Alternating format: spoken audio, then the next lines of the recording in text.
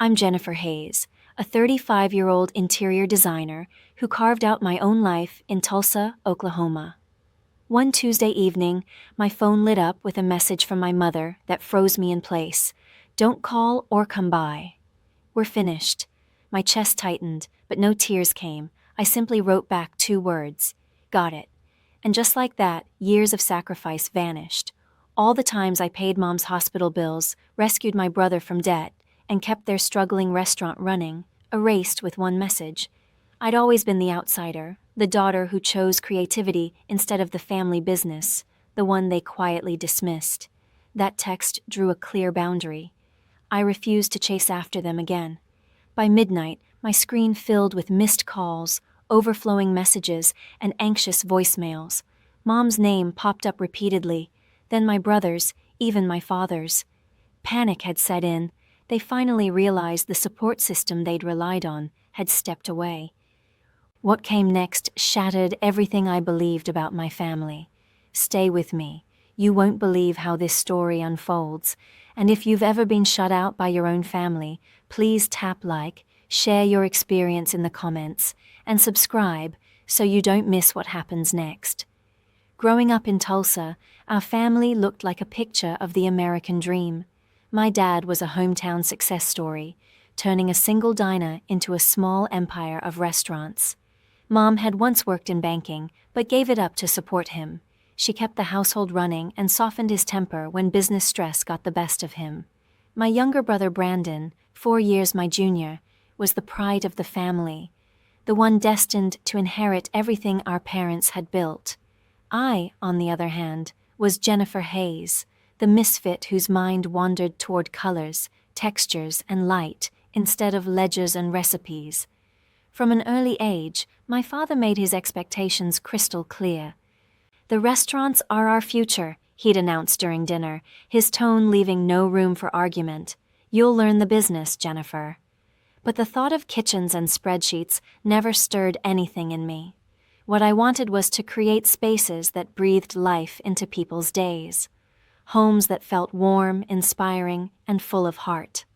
By high school, my notebooks were filled with floor plans and furniture layouts instead of math problems. When I finally confessed my dream of studying interior design, Dad didn't just frown, he laughed. "That's a pastime, not a profession," he snapped, his words slicing through the air. Mom said nothing, her gaze shifting toward the window, silently aligning herself with him. At 17, I sent off my application to a leading art school in Chicago, clinging to the hope that my dream might actually take shape. When the acceptance letter arrived, I felt unstoppable, until Dad's verdict landed like a blow. "If you're not joining the restaurants, you're on your own," he declared, folding his arms with finality. There'd be no tuition help, no financial backing, just a closed door between me and the family I thought would cheer for me. Mom gave a small nod, her silence speaking volumes. Brandon, just 13 then, wore a smug little grin, as if my rejection were his personal victory. In that moment, I realized how firmly the lines were drawn, their golden boy on one side, and me, the disappointment, on the other. I juggled 2 jobs, waiting tables and tutoring, to fill the gaps my scholarships couldn't. Long nights, endless shifts, and the weight of student debt became my normal. Dad never once asked how I was managing, and Mom's occasional "I'm proud of you" rang empty when she'd immediately turn to gush over Brandon's half-hearted efforts at the restaurants. He was untouchable. Skipped school, forgotten orders. It didn't matter. Excuses were always ready for him. I'll never forget one Christmas when I came home from college. Brandon forgot to lock up one of the restaurants, and thieves stole thousands in equipment and cash. Dad brushed it off with a shrug. "He's learning," he said, the same night he scolded me for missing a family dinner to finish a design project. That was the rhythm of our family. His failures forgiven, my ambition criticized. And with every passing year, the distance between us widened. Dad's gaze fixed solely on the son he believed would carry his empire, even though Brandon couldn't care less. Mom mirrored Dad in everything, her affection saved almost entirely for him. I tried to keep our bond alive, weekend calls, sending photos of my sketches, but she was always distracted, her tone distant. "Brandon's been helping at the restaurant," she'd say, as if that simple act made him a hero. I wanted to shout, "What about me?" But instead, I held it in, convincing myself that someday they'd recognize what I'd achieved. By the time I earned my degree, though, the divide was obvious. Back in Tulsa, I'd built a solid reputation, designing boutique hotels and high-end homes, yet every family gathering revolved around their business. "When are you going to join us?" Dad would ask, as if my career were nothing more than a passing phase. Brandon would snicker about my fancy sketches, and Mom would smile along, never once stepping in. Their favoritism had become a barrier so solid it felt like I was shouting through glass. In hindsight, those years were the foundation for everything that came next. I spent so long trying to win a place in their world, to prove I was worthy of their pride, but the harder I worked, the more I realized the truth. Brandon was their chosen one, and I was merely the spare they never wanted to need. After finishing art school, I poured everything into my interior design career. My years in Chicago had expanded my vision. I'd learned that spaces could tell stories, not just hold furniture. When I returned to Tulsa, I started small, redesigning neighborhood cafes and transforming old diners into warm, welcoming places people wanted to linger in. My first real breakthrough came at 27, when a boutique hotel chain hired me to reimagine their lobbies across Oklahoma. I focused on sleek lines, cozy textures, and a quiet sense of sophistication, and people noticed.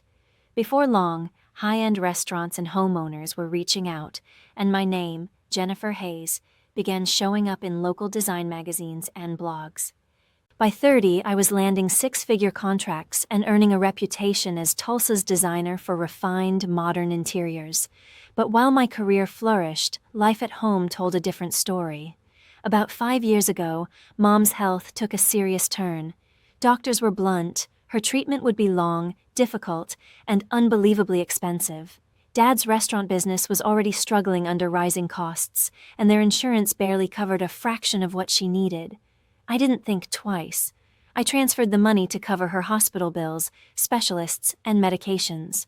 "We'll pay you back," Dad said curtly over the phone, but I knew repayment would never come. Mom's only response was a brief text. "Thank you, Jennifer." No call, no warmth. It hurt, but I kept reminding myself I was doing it for her well-being, not for their approval. Then there was Brandon. My brother, still in his late 20s, had launched a food truck business that collapsed almost as soon as it began. He'd run up credit card debt, owed suppliers, and couldn't contribute to the family restaurant's bills. One evening, Dad called, his voice firm, detached. "Brandon needs help," he said, like it was a company order, not a request. So I did what I always did. I sent the money. $30,000 to erase his debts, another $20,000 to keep the restaurants open. Brandon never once acknowledged it. At a family barbecue not long after, he boasted about how he'd turned things around, taking full credit for what my savings had done. Dad beamed with pride, slapped him on the back, and I stood there, unseen. It became a cycle. When a new walk-in fridge was needed, I wrote the check. When Mom's treatment required a specialist in Dallas, I covered the travel, the consultations, everything. Each time I told myself, maybe this would be the moment they finally recognized me as more than the family's emergency fund. But at dinners, conversation always circled back to the restaurant, Brandon's potential, or Dad's next big plan. My work barely existed in their world. Once, I showed Mom a magazine feature on one of my hotel designs, hoping to see pride flicker in her eyes. She glanced at it and said, "That's nice, but Brandon's been working so hard lately." I smiled to hide the sting, my chest tightening as I realized how little space I occupied in their hearts. Every call to check on her turned into an update on Brandon or a rundown of Dad's stress. And Dad, he only ever reached out when something needed fixing, never to ask how I was doing or what I'd built. "The restaurant's running short this month," Dad would say, and without hesitation, I'd move money over, feeling less like a daughter and more like their personal bank account. Brandon carried himself as if my success belonged to the family anyway. "You're doing great, so why not help out?" he once said, offhandedly, as though my long nights and endless hustle were just luck I owed them for. Looking back, I realize how foolish I'd been to think money could buy their respect. Every payment, every bailout was my attempt to close a distance they had created, but all it did was feed their expectations. Over the years, the total climbed into the hundreds of thousands, and in return, I got nothing. Not a thank you, not even a moment of recognition. The weight of it all settled quietly on me, heavy and constant, until I began to wonder if I'd ever be enough in their eyes.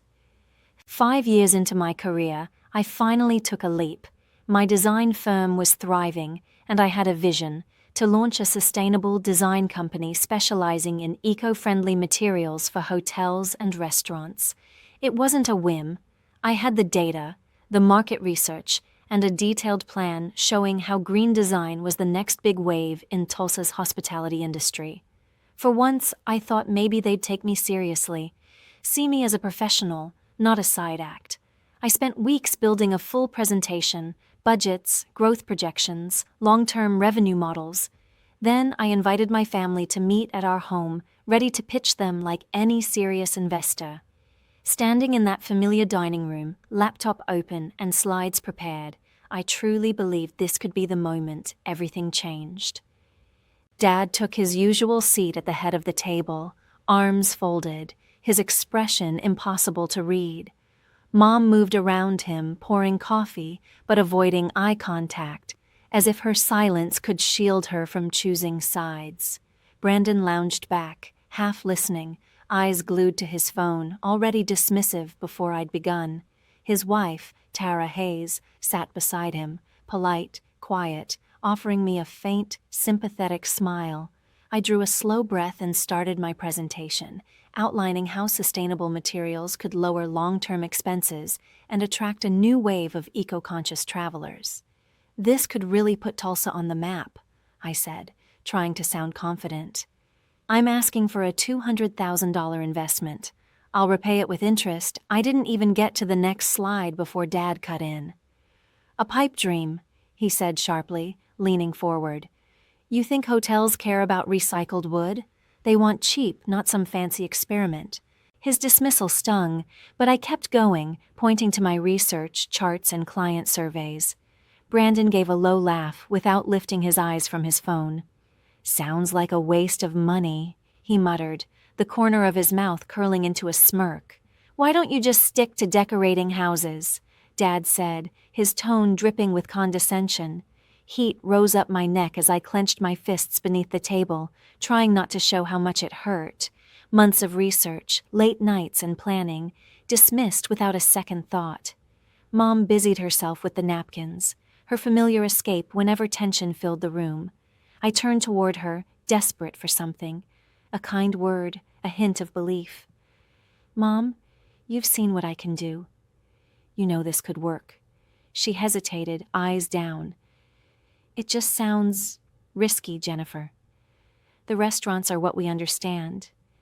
That quiet remark cut deeper than Dad's outburst ever could. After everything, paying her medical bills, saving their business, I was still the outsider. Then, unexpectedly, Tara spoke up, her voice gentle but firm. "I think it's innovative," she said, glancing uneasily at Brandon. "Sustainability really matters now." For a flicker of a moment, I felt hope. But Brandon's sharp glance silenced her. She looked down, lips pressed together. Dad waved a dismissive hand, ending the conversation. "We're not wasting money on this," he said flatly. "Brandon's focused on opening a new restaurant location." "That's our priority," Dad said, final and unyielding. Brandon leaned back with a smug grin, as if he'd just won some unspoken contest I never agreed to join. I made one last attempt to reach them. "This isn't charity," I said, my voice trembling but firm. "It's an investment, with real returns. I built my career from the ground up. You know I can make this work." Dad only shook his head. "You made your choice, Jennifer. The family business comes first." Brandon chimed in with a smirk.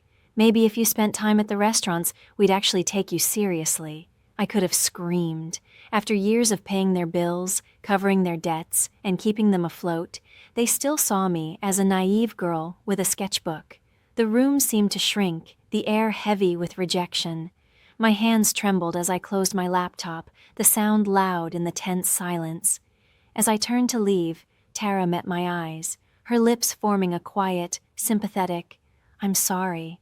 Her apology didn't ease the sting. On the drive home, their words echoed in my head, proof that no matter what I achieved, I'd never measure up. Dad's loyalty was fixed on Brandon, always had been. No amount of success on my end could shift that. And Mom, with her quiet compliance, followed his lead, her silence as cutting as any insult. Even Tara, who'd glimpsed the value in my idea, couldn't stand against the family current. That night, I sat alone in my apartment, my business plan open on the table, pages of ambition and hope staring back at me. I'd given it the same devotion I'd given my family, and both had left me feeling empty. Their rejection wasn't really about the money. It was about me. They didn't believe in who I was, and that wound cut the deepest. I didn't realize it then, but that failed meeting marked the start of everything that was about to unravel. A few weeks later, after another tense family dinner, I stumbled upon something I was never meant to hear. The dishes had been cleared, and I stepped into the kitchen to grab my jacket before leaving. Tara lingered by the sink, twisting a dish towel in her hands, her face pale with hesitation. She looked around to make sure no one else was near, then leaned closer, her voice trembling. "Jennifer, there's something you need to know," she whispered, eyes flicking nervously toward the dining room where Dad and Brandon were still deep in conversation. "Brandon's been taking money from the restaurants," Tara whispered, her hands trembling. "Thousands. That's why things are really falling apart." My stomach twisted.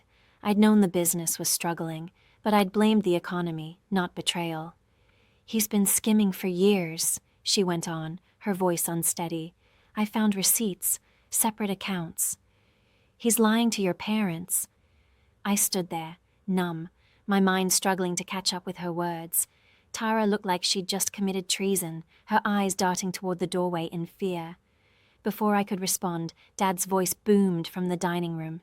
Careful not to make a sound, I edged closer, staying hidden just beyond view. His tone was clipped, commanding. "We need to finalize the will," he said. "Brandon's the only one holding this family together. Jennifer's off doing her own thing. She doesn't care about us." My pulse hammered in my ears. I caught Mom's soft reply, words half mumbled, then clearer. "She's done so much for us, Stephen." But Dad's answer came fast, cutting her off like a blade. "Money, not loyalty," Dad said flatly. "Brandon's our legacy.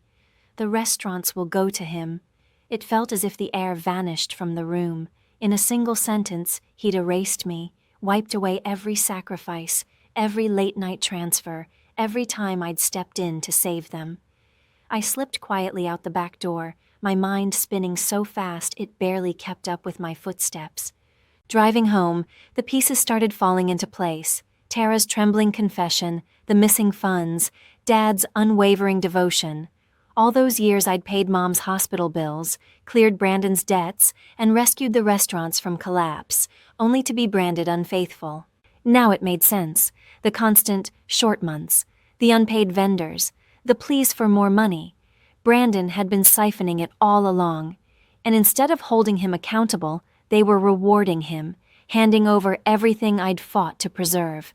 The betrayal seared through me, but I couldn't face them. Not yet.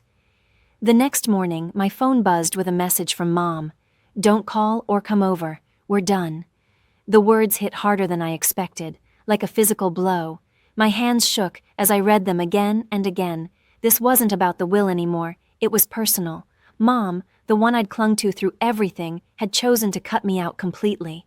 I typed, "Got it," and pressed send before doubt could creep in. For a moment, my thumb hovered over the call button, but I stopped myself. No more begging. No more chasing after people determined to see me as the outsider. If they wanted distance, I'd give it to them. I opened my banking app and started severing every financial tie I'd maintained. Mom's medical payments, canceled. Brandon's debt transfers, gone. The restaurant's utilities, no longer my responsibility. Over $300,000. Years of my effort and time poured into keeping their lives afloat, erased without gratitude or acknowledgement. As I clicked through the final confirmations, the mixture of freedom and fury hit hard. I wasn't just cutting off the money, I was cutting off the illusion that one day they'd finally see me. Relief washed over me, sharp and unfamiliar, tangled with grief. But beneath it all, Tara's trembling words echoed in my mind, looping like a warning. Brandon's been stealing for years. How long had they known? I couldn't stop wondering. Had Mom and Dad turned a blind eye to Brandon's theft, or had they truly been fooled? Either way, their loyalty was obvious. They'd picked him over me without hesitation.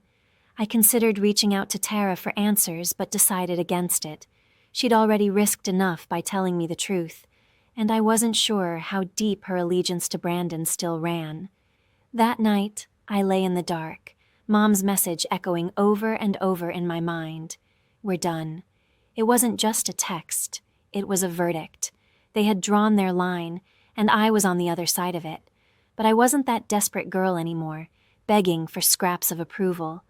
I had built a life on my own, and now I was going to defend it. Their betrayal had sparked something fierce inside me, and this time, I wouldn't let it destroy me. By midnight, my phone lit up like fireworks, missed calls, voicemail alerts, a flood of messages. Mom's name appeared first, then Brandon's, then Dad's. Panic had set in, and I knew exactly why. They'd finally realized the safety net they'd been leaning on for years had disappeared. I didn't pick up. I just sat there on the couch, watching the phone light up again and again, every vibration tightening the knot in my stomach. For years, I'd been the one holding them together, the one keeping everything from collapsing. Now that I'd finally pulled the plug, the cracks were showing. Fast. Brandon's first voicemail came through sharp and bitter. "You think you can just walk away, Jennifer?" he snapped. "You're selfish, leaving us hanging like this." Selfish. The word almost made me laugh.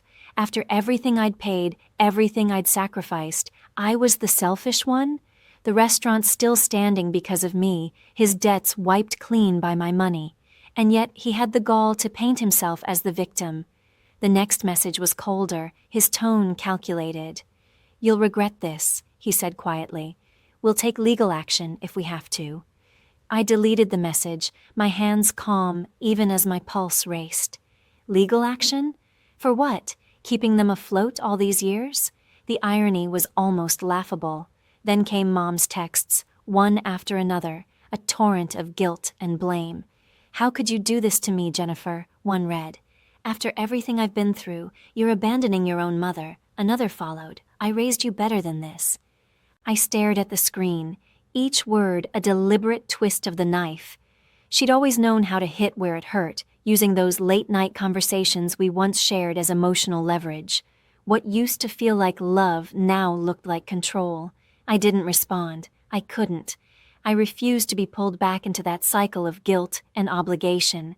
Around 1 a.m, my phone rang again. Dad's number this time. I let it roll to voicemail. His voice burst through the speaker, loud and commanding, the same tone that had ruled our household for decades. "Jennifer, you need to fix this," Dad said, his tone clipped and cold, as if I were a worker who'd made a mistake on the job.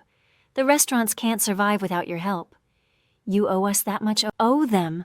I'd given them more than $300,000, countless hours, and pieces of myself I could never get back. They'd erased me from their will, dismissed my accomplishments, and crowned Brandon their heir despite his lies. And still, I was the one in debt. I saved the voicemail, not out of remorse, but as proof, a record of who they'd chosen to be. By sunrise, the messages were still flooding in. Brandon texted again, his words as predictable as they were cruel. "You're tearing this family apart. This is on you." I could picture him pacing, phone in hand, furious that his lifeline had finally been cut off, angry not at his own deceit, but at me for refusing to clean it up this time. Tara's name flashed on my screen once. No voicemail, no text. Just a missed call that lingered like a question I wasn't ready to answer. I wondered if Tara was trapped between loyalty and conscience, aware of Brandon's lies but too afraid to speak up again. Then Mom's next voicemail came, her tone softer now, almost trembling. "Jennifer, please," she said, her voice breaking. "We're family. You can't just turn your back on us."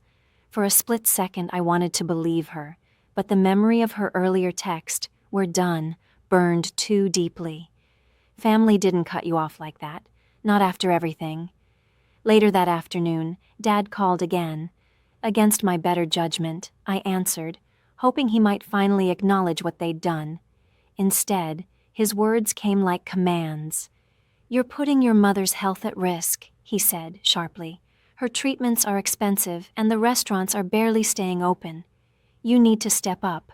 Not a mention of the will, of Brandon's theft, of the years I'd sacrificed. Just more demands. I tightened my grip on the phone, forcing my voice steady.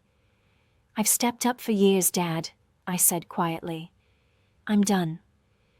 There was a beat of silence before he replied, "You'll change your mind once you see what this does to us." I ended the call without another word, the click final, my resolve like stone. But the messages kept coming. Brandon's next one was pure spite, a thinly veiled threat. "Everyone will know how you betrayed us," he wrote. "They'll see what you've done." I stared at it, realizing just how far he was willing to go to protect his lies. He wrote again, and I couldn't help but roll my eyes. Betrayed them. The irony was almost unbearable. After years of carrying their burdens, that was the story he chose to tell. Then another message came from Mom, this one dressed in nostalgia. "Remember when I helped you with your first sketches?" she wrote. "I've always been there for you." But she hadn't. Not when I needed her to defend me. Not when they mocked my ambitions or dismissed my success. Her support had always come with conditions, and now even her memories felt rewritten to serve her guilt. I said nothing. Every message, every voicemail was just another attempt to drag me back into their chaos, not because they missed me, but because they needed what I provided. For the first time, I saw it for what it truly was. I opened my banking app again, scanning the list of canceled transfers. Mom's medical payments, gone. Brandon's debt relief, over. Dad's restaurant bills, no longer my concern. Years of trying to buy their approval had led me here, and in that moment I finally understood. It was never respect they wanted. It was control. It was control.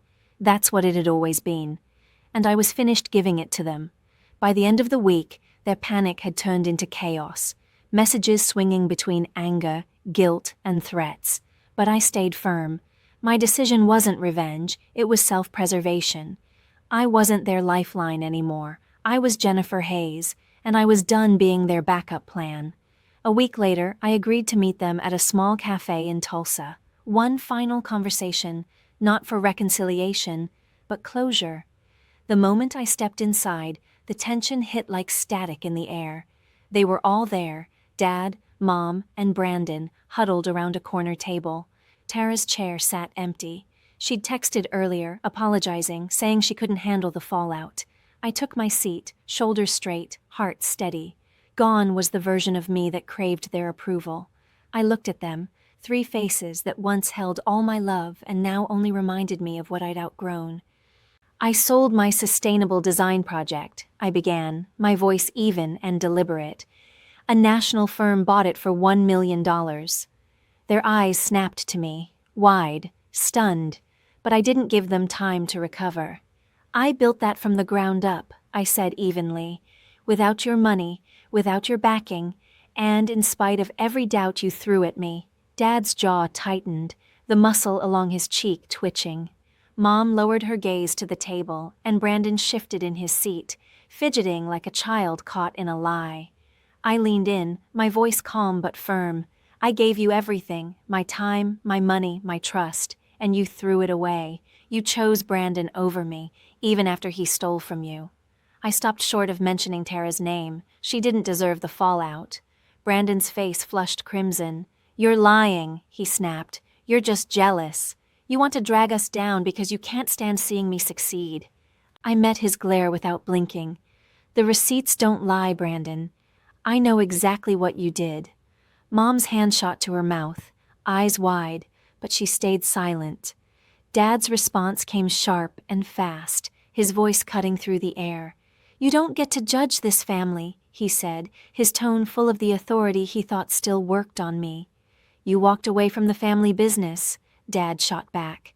I let out a short, bitter laugh. "I walked away? No, Dad. You pushed me out. You erased me from your will and called me disloyal." Mom leaned in then, her voice soft, trying the same tone she'd always used to smooth things over. "Jennifer, we're your family. You can't just turn your back on us now." I met her eyes without flinching. "You turned your back first, Mom. That text, 'We're done,' that was your choice." She winced, tears pooling, but I didn't let it move me. "I'm done being your safety net," I said evenly. "I deserve respect, not guilt trips. If you can't give me that, then we're finished." Brandon gave a low scoff, leaning back in his chair. "You think you're better than us? You'll come crawling back when you realize what you've lost." I just shook my head, calm now in a way I'd never been before. "No, Brandon," I said quietly but firmly. "I won't." I rose from my chair, the legs scraping against the tile, the sound sharp in the tense silence. "This is it," I continued. "No more money. No more phone calls. No more second chances." Dad's expression hardened, his voice cold. "You'll regret this, Jennifer," he said, the same words Brandon had thrown at me a week earlier. I didn't reply. I simply turned and walked out, the door swinging shut behind me. My chest felt heavy, but for the first time in years, I could breathe. I didn't look back. A year later, word of what happened reached me through friends in Tulsa. The family restaurants had gone under. Bankruptcy filings, closed doors, debts they couldn't pay without the safety net I'd once provided. Brandon's secret accounts were uncovered, and the lawsuits followed. Vendors dragged him to court, and the truth finally came out. Years of theft buried under excuses and charm. Mom and Dad faded into seclusion, their empire reduced to nothing but memories and regret. Tara, I later learned, had left Brandon and started over somewhere new, far from the wreckage. I never called, never checked in. That part of my life was finished.